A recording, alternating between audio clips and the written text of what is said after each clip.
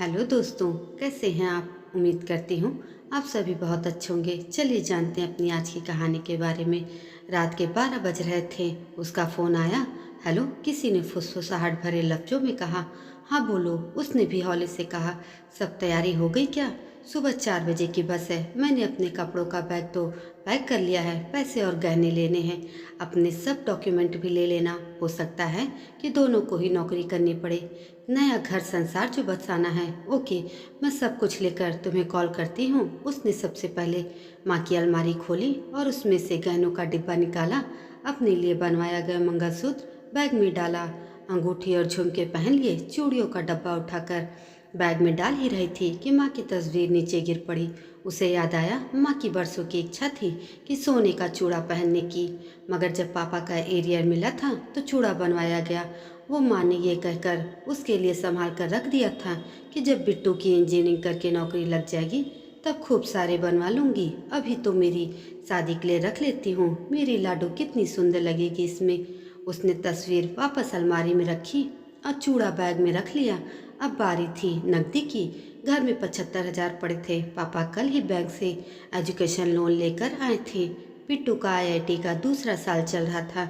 घर के सारे रुपए पैसों का हिसाब और चाबी उसी के पास रहती थी। पापा हमेशा कहते थे, जब ये पैदा हुई उससे पहले मैं स्टेशन पर कुली का काम करता था। जैसे ही ये पैदा हुई मेरी सरकारी नौकरी लग गई। यही मेरे भाग्य की देवी है, मेरी लाडो बेटी। उसने अपने सभी डॉक्यूमेंट बैग में रख लिए। अब उसे चेक करना था कि घर में कोई जागा तो नहीं है, सब सो तो रहे हैं ना। सबसे पहले उसने बिट्टू के कमरे में इसके दरवाजे से अंदर झांका। बिट्टू अभी तक पढ़ाई कर रहा था। उसने खाने की थाली वैसे ही ढकी पड़ी थी जैसे वो रख कर आई थी। अगले कमरे में झांका। माँ गहरी नींद में सोई थी दवा लेकर।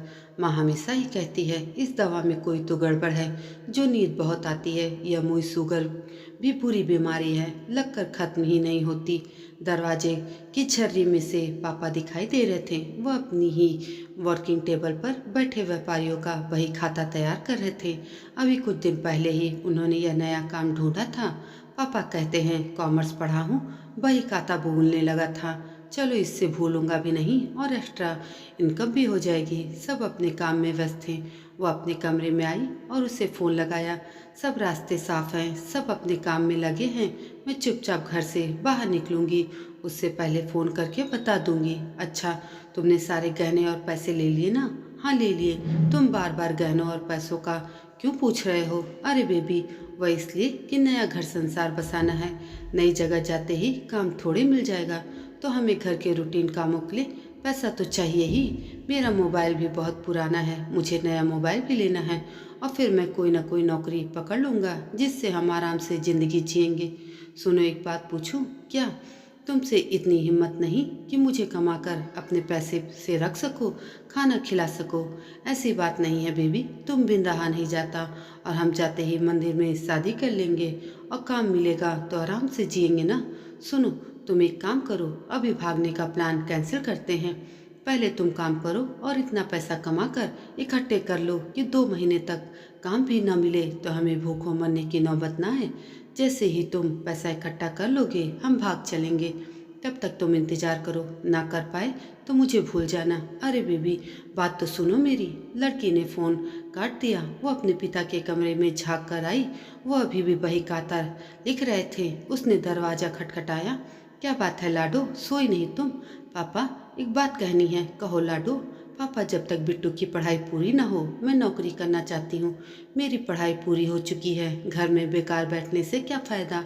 उसकी बात सुनकर पापा ने लाडो के सर पर स्नेह से हाथ फेरा। पापा और बेटी दोनों की आंखें नम थीं। दोस्तों, ये कहानी आपको कैसी लगी कमेंट करके ज़रूर बताइएगा और ऐसी अन्य कहानियों के लिए मेरे चैनल को भी सब्सक्राइब जरूर कर दीजिएगा। धन्यवाद।